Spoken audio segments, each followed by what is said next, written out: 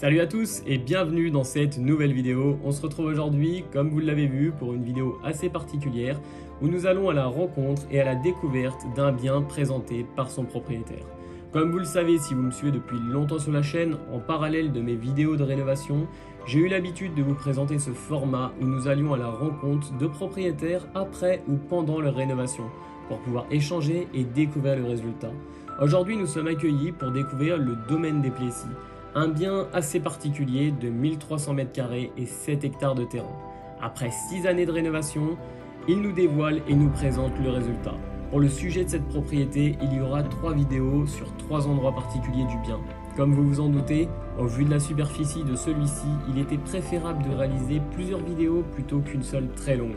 J'espère que cette vidéo vous plaira, mais tout de suite, je laisse la parole au propriétaire pour la présentation de cette première vidéo où nous allons principalement nous intéresser aux extérieurs. Je m'en excuse par avance du bruit du vent qu'il y aura pu y avoir pendant la prise de cette vidéo. Mais je vous remercie, n'hésitez pas à me dire ce que vous en pensez en commentaire et je vous souhaite une bonne vidéo.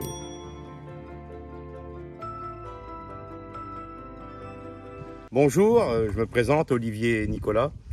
Je suis le propriétaire du domaine Léo du Plessis, domaine familial qui avait à vocation au départ la production du cognac, élevage aussi, l'élevage laitier, et qui aujourd'hui est un domaine à vocation événementielle, chambre d'hôtes, séminaires, fêtes en tout genre, mariage, communion, etc. Donc ce domaine est situé sur une colline avec une vue sur la région cognacaise. En effet, Cognac est à 20 km à vol d'oiseau, Angoulême à 25, donc l'emplacement géographique est un accident heureux, si je puis dire. Voilà, donc présentation du domaine. Bon, parfait. Je vous remercie en tout cas pour le début de votre présentation et rapidement la présentation du domaine. On va donc, comme je l'ai dit, dans un premier temps dans cette vidéo, la faire en plusieurs étapes, car comme on le voit déjà d'un premier aperçu, le domaine est assez grand, il est assez conséquent. Donc là, on va principalement parler pour cette première vidéo de tout ce qui va être extérieur, également de tous les travaux que vous avez effectués. Petite également précision que vous m'avez dit en off, à savoir que vous avez mis à peu près 6 ans à rénover donc la totalité du bien, c'est ça? Oui, Benji, j'ai mis, nous avons, pas moi-même, hein, tout seul, ça serait impossible, par l'aide d'entreprises compétentes. 6 ans de travail ont été nécessaires. J'ai envie de dire, c'était aussi un point important, la durée, car ça a permis de maturer et de réfléchir au mieux et d'optimiser la qualité des travaux et la fonctionnalité. Voilà. C'est assez intéressant ce que vous dites parce que souvent ça va être un frein. On va se dire que la durée c'est quelque chose de négatif et vous vous en tirez comme une force en se disant non, ça m'a permis justement de maturer le projet. C'est assez intéressant de voir ça. Donc je vous laisse par où on peut commencer. On peut peut-être commencer côté piscine ou vous préférez peut-être l'entrée principale? Alors on peut commencer, Benji. On peut dire déjà parler peut-être de l'entrée. Alors l'entrée, deux colonnes, deux magnifiques colonnes, d'ailleurs taillées par un tailleur de pierre de la région. Qui n'existait pas à la base, ces deux colonnes. Qui n'existait pas à la base. Et si vous vous mettez au milieu, Benji, si je puis dire, vous avez une triangulation parfaite, car j'ai voulu que les deux colonnes ainsi posées fassent que le clocher d'église soit au milieu. C'est ce que je viens de remarquer. Voilà. Donc on a vraiment cherché jusqu'au moindre petit détail. Il y a des symboles, à laquelle j'ai voulu attacher une grande importance. Ok. Voilà. Également, je suppose tout l'aménagement paysager, donc l'implantation des oliviers qui n'était sûrement pas existant, que vous avez donc réalisé. Oui, alors les oliviers, concours de circonstances, mon prénom est Olivier, puis j'aime cet arbre. Il y a un côté, si je puis dire, il y a un côté périn, il y a une pérennité qui est manifeste. Un olivier vit longtemps, et quand on vit longtemps, on peut associer à cette longueur de temps la transmission. Okay. Les arbres, je les emmènerai pas avec moi. C'est ça, se dire que ça restera et ça sera toujours... Voilà, il y a un côté transmission qui est très important pour moi. C'est un discours assez intéressant. C'est vrai qu'alors, peut-être au vu de votre âge, hein, même s'il n'y a rien de... Je ne veux pas paraître mal placé dans ce que je dis, mais dans le fait, je vois beaucoup justement de jeunes personnes qui rénovent leurs biens. Et c'est vrai que c'est des choses qu'on ne prête pas forcément attention. Ce fait de transmettre... surtout sur des personnes qui commencent à investir. Et de votre parole, vous, je comprends aussi ce discours qui est un petit peu plus mature peut-être, en se disant, bah, comme vous le dites, ça restera après moi. Et je trouve ça assez intéressant et assez joli ce que vous dites, en tout cas, de le penser comme ça. Et j'aimerais ajouter, Benji, si vous me le permettez, j'aimerais ajouter, bah, je me présente Olivier comme propriétaire, mais j'aime bien accentuer le fait que je suis pas forcément le propriétaire. Je suis un des maillons d'une chaîne et j'espère la plus longue possible. Voilà. Ok, voilà. Bon, ce qui est assez chouette, voilà. En tout cas, ce raisonnement, je trouve. Donc une fois qu'on a vu cette petite entrée, on peut commencer par quoi si on veut faire le tour de ce domaine? Alors l'entrée, en restant sur l'entrée, Benji, vous voyez qu'il y a un parking qui peut accueillir 80 voitures bien rangées. Alors sur la vidéo, je ne sais pas si on le verra bien car ça reste assez loin, mais juste derrière, du coup, il y a des places de parking qui ont été prévues. Effectivement, c'est quelque chose où on pourrait se poser la question quand on arrive, vu que ça vient à titre événementiel, on pourrait se dire où c'est qu'on pourra accueillir du public. Donc ça, c'est quelque chose qui a été prévu. Donc vous me dites 80 voitures. 80 voitures. Ne dit-on pas de parking, pas de business. Donc là, il y a un parking, donc on peut. Pour vous, c'était vraiment essentiel, en tout cas, dans le schéma de la proposition que vous proposez. Essentiel. Ok. Et ce qui est bien, c'est que du coup, de l'avoir mis à l'emplacement vraiment dehors un petit peu du domaine, vous n'avez pas cet aspect, cette vision sur les voitures. On est bien d'accord. On est bien d'accord. Ouais, c'est un choix plutôt judicieux. Avant de continuer intramuros, si je puis dire, à 300 mètres situés du domaine, un demi-hectare est destiné à l'atterrissage et au décollage d'hélicoptères pour des baptêmes, pour un transport d'un point A à un point B, aller chercher des clients. Voilà, c'est à disposition. C'est pas ce qui fera, je pense. C'est une prestation supplémentaire. Ok. Voilà. Est-ce que justement, alors ça détourne un petit peu, mais ça m'intéresse moi à titre personnel. Est-ce qu'il y a des normes spécifiques? Si j'ai juste besoin d'une partie de pelouse que je borne, comment ça se passe pour que ça soit considéré comme justement un usage pour le posage et le décollage d'un hélicoptère? Alors là, il faut que cette héli-surface soit d'une part à minimum plus de 150 mètres de maison et limitée à 200 rotations par an. D'accord. Donc il y a un quota, ça veut dire de vol, de pose et de dépose. Alors, une subtilité il y a, quand le terrain est grand, il suffit le rond de diamètre, le rond qui est le diamètre d'atterrissage et de décollage, soit déplacé de quelques mètres pour repartir sur un autre contingent. Voilà, c'est une subtilité. D'accord, oui, comme il y a un petit peu parfois des petits manquements qu'on peut... Comme vous pouvez le constater, un parc arboré en majorité d'oliviers, magnolias, sapins, grenadiers, etc. Chaque arbre dispose d'un éclairage. Un éclairage tamisé qui le soir donne une certaine quiétude et donne une certaine un apaisement naturel. Et un charme vraiment différent. Je vous mettrai quelques images justement tirées de votre site où on voit justement donc toute l'allée qui est éclairée et c'est vrai que ça change du tout au tout de ce qu'on peut voir en pleine journée, même si c'est vrai que là déjà on arrive à se rendre compte, mais avec les lumières même qui ont été disposées sur toute la façade de la maison, c'est vrai que ça a un charme certain en tout cas. Le parc est agrémenté, si je puis dire, d'une piscine couverte chauffée. Accompagné d'un spa canadien. Comme c'est à usage public, je suis On peut s'approcher tout en parlant, comme ça c'est vrai qu'on verra un petit peu mieux. Je vais en profiter en termes de réglementation. Est-ce qu'il y a des obligations pour pouvoir poser une piscine justement pour un titre événementiel comme ceci? On sait que ça va accueillir du public. C'est d'où le fait qu'elle soit fermée? Alors, le fait qu'elle soit fermée a deux côtés. Un côté sécurité d'une part et d'autre part un côté confortable car on peut se baigner toute l'année avec une température de chauffe linéaire de 28 degrés. Ce qui est très confortable. Alors les normes, Benji, c'est une évidence. Mieux vaut s'y soumettre. Car si problème en chemin il y a, les autorités, en l'occurrence l'ARS, me semble-t-il, peuvent fermer le lieu. Donc tous les équipements doivent répondre à des obligations, à des normes, là pour la piscine, des normes de sécurité, des normes de filtration. la filtration de l'eau en un temps donné, pas de galets, mais du chlore par pompe doseuse, pH par pompe doseuse, entre autres. Donc des choses quand même qui ne sont pas identiques à ce qu'on pourrait reproduire chez soi. Une piscine qui est construite avec les normes particulière d'un privé ou d'un particulier. Je suis actuellement en pleine réflexion pour la création de la mienne qui sera également dans un bâtiment, et c'est vrai que je me pose beaucoup moins de soucis.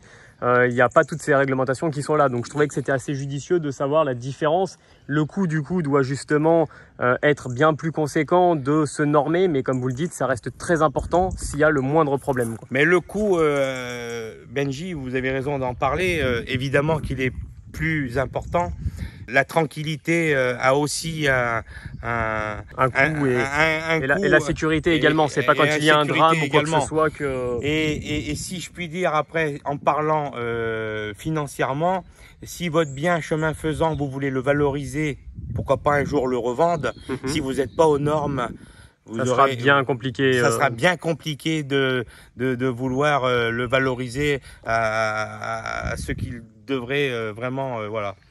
On va s'approcher pour rapidement donc voir les prestations. Donc alors vous m'avez dit piscine de combien de mètres sur combien de large? C'est une piscine, c'est vraiment des normes à usage normal. Donc là on est sur une 5-10 avec un abri de 17 mètres et 7,50 mètres de large. On a une pergola bioclimatique attenante avec un spa canadien 5 places. Alors pergola bioclimatique, qu'est-ce que ça représente? Ça veut dire Benji que là elle est fermée. En appuyant sur un bouton, il suffit qu'une goutte de pluie tombe. Si elle est ouverte, elle se ferme automatiquement. Et vice versa. Le principe des essuie-glaces automatiques, version pergola. D'accord, super. Donc attenant, on a WC, on a une salle de bain. Sanitaire, WC, salle de bain à disposition. Très bien. Est-ce qu'il y a des humidificateurs, des choses comme ça pour la partie piscine? Alors là, j'ai pas de déshumidificateur, mais c'est en projet. Alors c'est pas une obligation en tant que telle, mais pour le confort de la buée, entre autres, c'est prévu, chemin faisant, d'en installer une.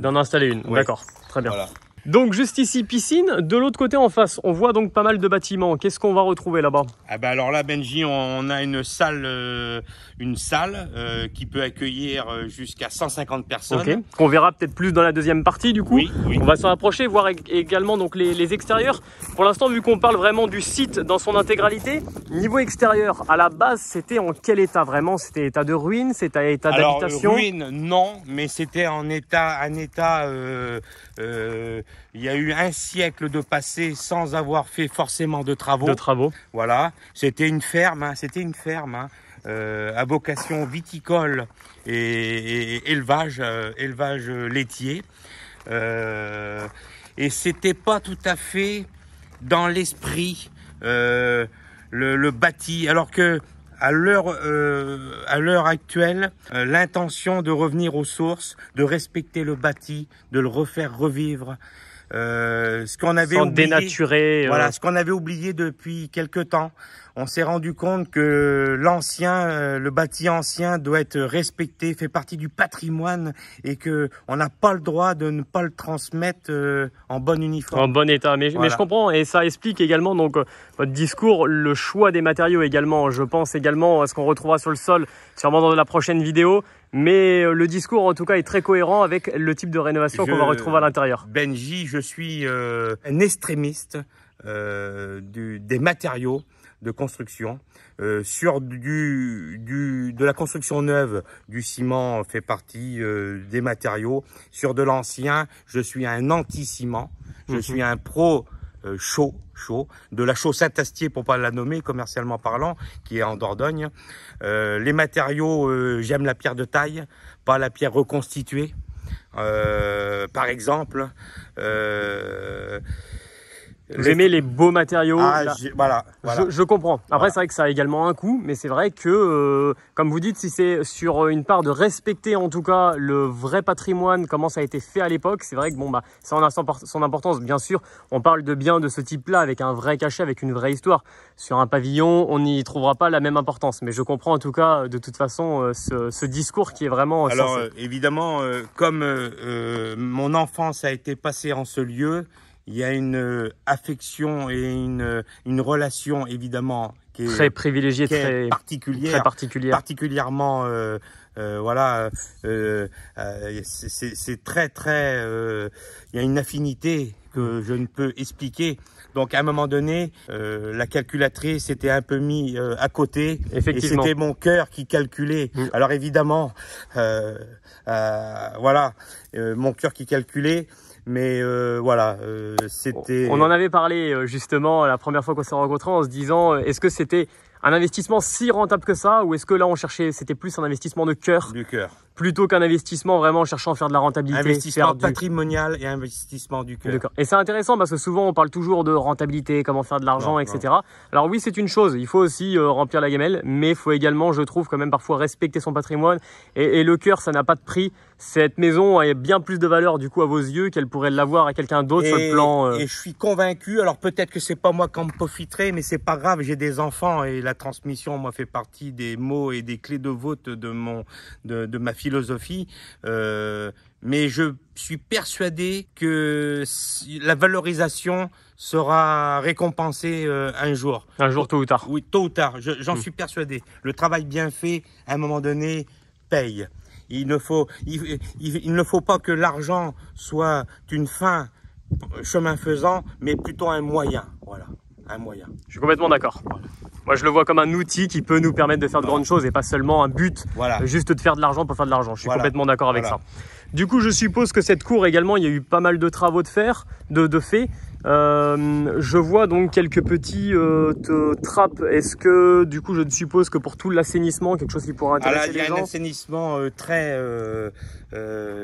particulier. Alors, il se trouve que naturellement, la gravité s'y est prêtée. Ouais. Et comme il y a plusieurs salles de séminaire et réception, des studios aménagés avec WC, partie privative, sanitaire, piscine, il a fallu faire un assainissement très étudié avec en communion avec la communauté de communes de Rouillac. Hein. Ça s'est pas fait à mon bon vouloir. Il y a des normes à respecter durant les travaux exécutés. Photos prises avant l'ouverture, pendant et après. Et selon un cahier des charges bien spécifique. Mais ça, moi je trouve que c'est presque pas un problème. Parce que quand le travail est bien fait, ben on est satisfait, quoi. Je suis bien d'accord. Voilà. Justement, est-ce que vous savez combien il y a de toilettes dans la totalité de cette maison? Entre tous les appartements, c'est vrai qu'on verra un petit peu plus tard, du coup, dans une prochaine vidéo. Benji, on doit être à 17 ou 18. D'accord. Voilà. Donc, ce qui représente, c'est vrai qu'au vu de l'extérieur, on pourrait se dire, bon oui, c'est une petite maison. Non, je vous garantis que restez bien jusqu'au bout, car il y a à voir, il y a énormément de choses à voir. Alors c'est vrai que pour l'instant, on a pris pas mal de temps à discuter, échanger, pas mal de points de vue, mais ça reste également donc très intéressant d'avoir justement votre point de vue sur ce projet, comme vous dites, qui est vraiment un projet de cœur de cette maison familiale. En tout cas, voilà un beau discours, je trouve, à transmettre à tous ceux qui regarderont en tout cas cette vidéo. Le sol, qu'est-ce qui a été fait? Juste, on a gravier, géotextile, pour la partie un petit peu plus travaux, qu'est-ce qu'on pourrait dire? On a fait un gravillonnage tout simplement. Le géotextile, pour moi, n'empêche pas forcément la pousse de mauvaises herbes. La limite, peut-être. On a fait un gravillonnage et j'ai envie de dire que régulièrement, à la main, quand on voit une mauvaise herbe, on l'enlève, voilà. Sinon, un gravillonnage, je ne voulais pas de béton. C'était pas question ni de goudron, hors de question non plus. Ça aurait dénaturé de toute façon, je trouve. Je suis complètement d'accord. Je voulais que ça reste quelque chose de naturel au maximum. Peut-être pas le même coup et une allée en pavé. Alors là, Benji, ça pourrait être une très bonne idée. Très bonne idée. Je suis en pleine, c'est ce que je veux réaliser chez moi et c'est vrai que voilà, moi aussi je veux respecter un petit peu et je trouve que contrairement au gravier, après le pavé peut être aussi une belle alternative. C'est une belle alternative. Mais c'est vrai que le coût parfois reste un petit peu plus conséquent et bien plus de travail. Pour la partie maison, donc une partie habitation que vous avez gardée pour vous, en fait, comment ça se passe exactement? Alors Benji, qu'est-ce qu'on peut en dire justement de cette façade pour l'instant? Alors on sait que toute cette partie-là est destinée à l'événementiel, oui, si je me trompe. Oui. Juste ici, il y a une partie un petit peu donc technique, par contre, pour oui, la partie événementielle. Voilà. On verra également les cuisines des traiteurs. Enfin, il y a plein de choses justement à aller voir. Beaucoup d'appartements qui sont loués à l'étage, au dernier étage. Alors, le domaine, la grande maison de maître, qui à la base, c'est son appellation, maison de maître en pierre de taille, et pour la clientèle.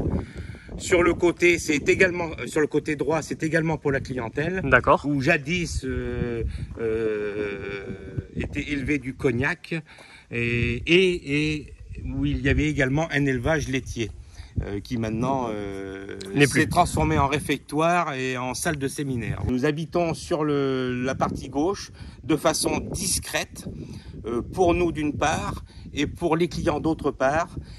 Mais chemin faisant, nous avions au départ pensé partir habiter ailleurs. Nous avons acheté une maison sur Angoulême et nous nous sommes rendus compte en travaillant que les clients aiment avoir la proximité des tenanciers des lieux. D'accord. Sans pour autant être envahissant et être un petit peu dessus. Mais les clients, ils aiment être reçus par les gens de la maison. Ils aiment entendre la petite histoire de tel endroit. Là, ici était stocké le foin. Le storytelling est tellement important. Je trouve que juste dire, bon bah voilà, c'est une maison en pierre, mais tout de suite, si on raconte quelque chose, on raconte une histoire avec, si on n'a pas la même importance du lieu et on ne va pas y dormir de la même façon, je trouve. Si on raconte quelques petites anecdotes, je peux vous garantir, Benji, nous avons eu des gens de divers horizons. Des gens d'une classe sociale assez élevée, quand je leur disais là où vous marchez, messieurs dames, c'était l'endroit, le passage des vaches où quelquefois il y avait des boses, ils avaient un sourire jusqu'aux oreilles. Oui, parce que c'est quelque chose qu'on ne retrouve plus et c'est de l'authentique, si je puis dire. Complètement. Je suis complètement d'accord avec du vrai. Je vois également un petit portail juste là-bas. On va retrouver du coup un terrain, quelque chose comme ça. Alors Benji, c'est très pertinent cette remarque. Cette allée est l'allée originale du domaine. D'accord, donc à l'époque on entrait par là-bas du coup. Voilà, ici c'était le mur, mais j'ai trouvé judicieux de ouvrir le mur en face de la façade. Et comme je l'ai dit tout à l'heure au tout départ, pour être en face, pour avoir cette triangulation parfaite. Donc je suppose que les deux piliers, on est donc en triangulation avec le clocher, mais également du coup ces deux piliers-là doivent reproduire le même schéma. Exactement. Et je suppose du coup que quand on se trouve à l'étage tout en haut, on retrouve également ce même schéma. Exactement. Ça va, je me suis pas loupé. Donc merci encore en tout cas pour cette vidéo, de l'avoir regardée jusqu'au bout. Alors comme je l'ai dit en début de celle-ci, c'est vrai qu'elle est un petit peu différente de ce que j'ai l'habitude de proposer sur la chaîne YouTube. Néanmoins, je trouvais ça très intéressant donc d'avoir le discours d'Olivier qui va être un petit peu différent justement sur cet investissement, sur ce projet de cœur, à savoir d'avoir rénové cette grande bâtisse familiale. Dans un prochain épisode, il y aura également sûrement 2 épisodes supplémentaires car le bien est vraiment très conséquent. Donc déjà, ne serait-ce que de parler un petit peu de l'histoire, je trouve que ça en valait la peine. Là, dans un second temps, on parlera sûrement de la partie événementielle et après de toutes les locations qui vont se trouver dans le bien. En tout cas, je vous remercie encore d'avoir regardé la vidéo jusqu'au bout. N'hésitez pas à la commenter et à la liker et je vous dis à une prochaine vidéo.